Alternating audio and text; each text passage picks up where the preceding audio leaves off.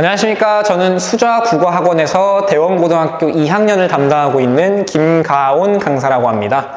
이 영상에서는 1학기 중간고사에 대한 리뷰와 함께 앞으로의 학습 방향에 대해서도 말씀드릴 거니까요. 좀 길지 않을 테니 정주행해 주시면 감사하겠습니다.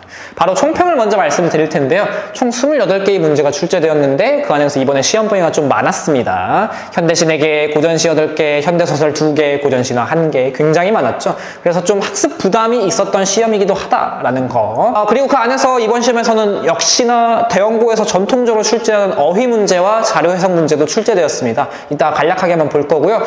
일단 전반적으로 보면은 되게 평이한 문제들이었어요. 뭔가 그 하나가 되게 막 특출나게 어렵다라는 느낌이 드는 게 별로 없었다라는 점이고요. 외부 지문도 이게 시험 범위가 많아서 그런지 굳이 말한다면 하나 오지선다형 문제가 하나 나왔는데 그마저도 굉장히 쉬웠던 문제. 즉 전체적으로 보면은 할만한데? 라는 느낌이 들게 하는 그런 시험이었다라는 겁니다. 그럼 이제 좀 생각해야 되는 거는 내가 그렇게 쉽다고 느끼면은 내 옆자리 친구도 앞자리, 뒷자리 모든 친구들이 그렇게 느끼기 때문에 당연하게도 등급컷은 올라갈 수밖에 없다라는 겁니다. 그리고 이제 제가 중점적으로 말씀드릴 것은 바로 우리의 공부 방식이 어떻게 되어야 할 것인가에 대해서 이 영상에서 주로 다룰 거예요. 근데 그건 뒤쪽에서 좀 말씀을 드릴 테니까요. 아무튼 그 내용은 뒤로 하고 지금 나온 것들을 토대로 말씀을 드릴게요. 바로 첫 번째, 어휘 그리고 자료 해석 문제입니다. 결국에는 이 남자들의 특징이 뭐냐면은 굉장히 귀찮아하는 그런 습성이 많아요.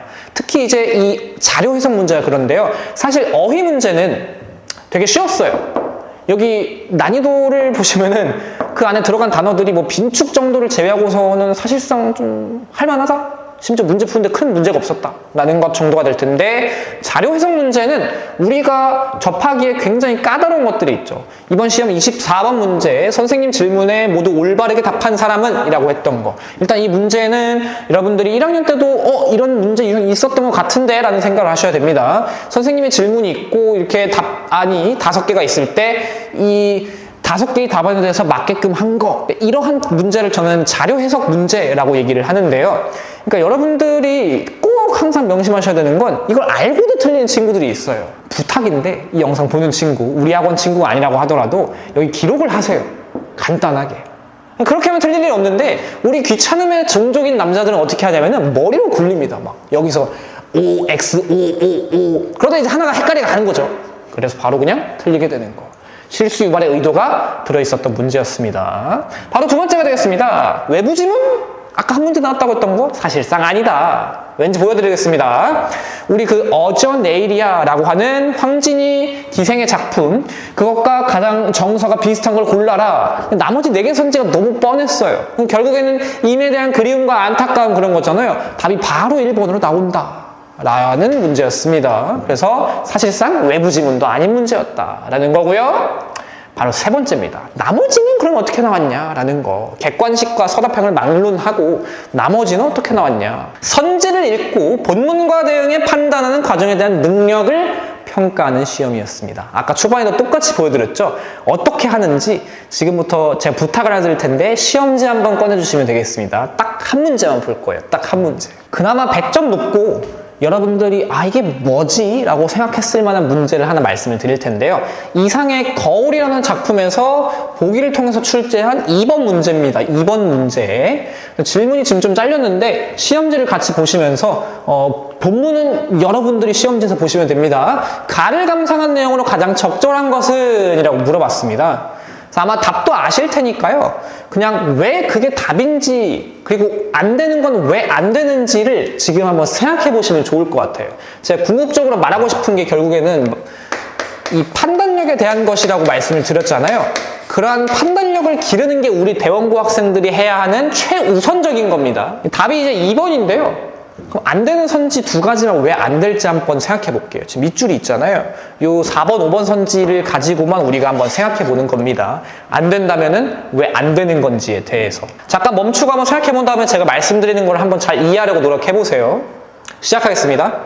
4번 선지를 보시면은 4연에서 거울 밖에 내가 거울 통해 거울 속에 나를 만나보기를 못하지만 만나보기는 가능한 상황은 이건 우리가 역설적 상황 혹은 역설적 표현 그거를 통해서 자아 분열이 심화되고 있는 모습이라고 배웠잖아요. 그쵸? 그게 외면적자가 선험적으로 존재하는 또 다른 자아를 탐구해가는 과정을 볼 수 있겠군.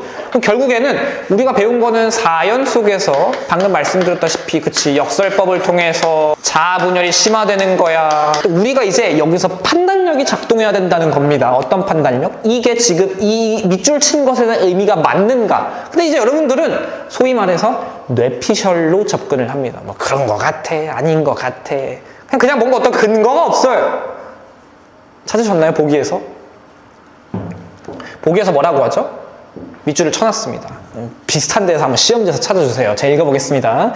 자아란 선험적으로 존재하는 실체가 아니라 동일시 과정을 통해 형성된 결과물이다. 즉 보기에서 언급한 건 뭐냐면은 자아는 선험적이지 않다. 선험적이라는 거에 대해서는 제가 따로 설명드리지 않습니다. 보기 안에 있기 때문에 이렇게 돼 있습니다. 4번 선지는 선험적으로 존재하는, 즉 그 논리적 연결성 자체에서 반대로 뒤집은 거죠. 4번 선지는. 그러므로 적절하지 않다. 즉 이 보기의 정보에 위배되는 것이기 때문에 우리는 이거를 안 된다라고 4번 선지를 판단할 수가 있을 겁니다. 지금 제가 말씀드린 이 판단력이라고 하는 것은요, 왜 그렇고 나의 생각이 그것이기 때문에 선지를 봤을 때 이렇게 끊어 읽었을 때 그러므로 이게 된다 안 된다가 되어야 한다는 겁니다. 괜찮을까요? 5번 선지도 하나 마지막으로 보도록 하겠습니다. 6년에서 거울 밖의 내가 거울을 통해 거울 속에 나와 닮았다는 유사점을 발견하면서도 서로 반대된다는 모순을 깨닫는 상황은 거의 끝부분이죠. 그래서 이 거울 속에서는, 거울이라는 작품 속에서는 자아 분열이 된 상태로 끝나버렸죠. 자아 분열에 대한 안타까움을 느끼는 화자의 모습이었고요. 근데 지금 이거를 뭐라고 하냐? 밑줄, 내면적 자아가 참된 자아를 잃고 방황하는 상황으로 볼 수 있겠군. 그럼 언뜻 보면 맞아요. 그래서 아마 이 문제 틀린 친구들 5번 선지 정말 많이 선택했을 거예요. 그건 뭐냐면요, 내가 그치 그 부분에서 자아 분열에 대한 안타까움이야 라고 외웠는데 근데 채점하고 보니까 틀렸어. 거기서부터 시작되는 겁니다. 뭐가 시작되냐고요? 판단력. 뭔 말이에요? 우리가 지금 여기서 묻는 시적 상황이 진짜로 내면적 자아가 참된 자아를 잃고 방황하는 상황이 맞냐? 하나씩 끊어보세요. 제가 바로 답을 말씀드릴게요. 정말로 내면적 자아가 참된 자아를 잃고 방황한 게 맞나요? 물론 참된 자아를 잃고 방황한다는 것은 보기 안에 마지막 줄에 있긴 있었습니다. 그럼 제가 지금 물어볼게요. 어떤 자아가 참된 자아를 잃고 방황하는 거죠? 어떤 자아가 참된 자아를 잃고 방황하는 걸까요? 내면적이 아니라 뭐다? 현실적 자아겠죠. 괜찮을까요? 지금 해설하는 게 아닙니다. 중요한 점은요, 우리는 대원고에서는 한 선지를 볼 때 나의 판단력이 시시각각 계속 끊임없이 작용해야 한다는 걸 제가 강조드리고 싶은 거예요. 그게 대표적으로 이런 문제에서 정말 잘 작동해야 된다는 거고요. 아마 이제 채점원 친구들 웬만하면 못해도 80점 이상 나왔을 거예요. 그게 정상인 시험입니다. 그럼 그 뒤부터는 이제 우리가 몇 점 차이의 간극들을 메우기 위해서는 내가 옆자리 친구보다 그래도 한 점 더 높아야 되는 거잖아요. 그럼 그때 어떤 것들이 우리가 작동해야 내 옆자리 친구를 넘기고 올라설 수 있는가에 대한 걸 제가 지금 말씀드리는 겁니다. 결론 맺겠습니다. 다시 한번 강조드리지만 이건 사실 수능형 문제입니다. 대형고등학교에서는 수능형 문제를 정말 잘 냅니다. 우리가 한 문제를 대할 때 남자들이 귀찮아하는 지점은 뭐냐면요, 되게 대충 봐요. 그냥 뭐 그럴 거야, 아닐 거야. 소위 말하는 뇌피셜이죠. 이 영상을 보는 여러분, 대형고 친구, 당신, 그대 한 문제를 대할 때 이 사고 과정, 내 머릿속에서 어떠한 판단이 일어나고 있는가에 집중하면서 문제를 푸세요. 다시 말해서 한 문제를 소중하게 대하라는 겁니다. 마치 여러분들의 유튜브 계정처럼. 아시겠죠? 그게 대원고에서 시험을 잘 볼 수 있는 유일한 길입니다. 그거 잘하면 수능도 잘 볼 겁니다. 제가 장담하겠습니다. 그럼 그걸 어떻게 잘할 수 있을까요? 라는 고민이 된다면은 이 영상을 보셨을 때 우리 학원을 찾아와서 저와 함께 하시면은 더 좋지 않을까라는 생각이 드네요. 감사합니다.